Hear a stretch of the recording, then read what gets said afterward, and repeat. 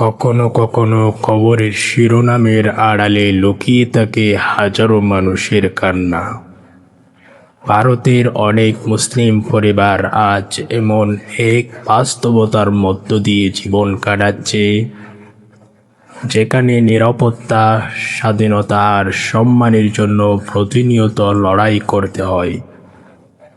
কেউ হারিয়েছে নিজের ঘর, কেউ হারিয়েছে প্রিয়জন, আবার কেউ নীরবে সহ্য করছে অবিচার, অপমান আর ভয়ের দীর্ঘ রাত।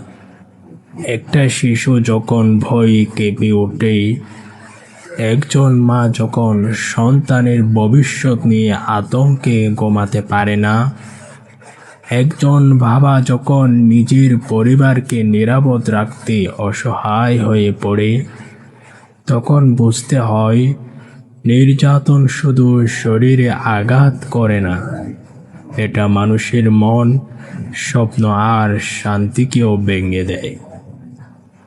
তবুও মুসলিমরা আজও মাথা উঁচু করে বেঁচে আছে, কারণ তারা জানে অন্ধকার যত গভীরই হোক, আল্লাহর রহমত তার চেয়েও বেশি শক্তিশালী।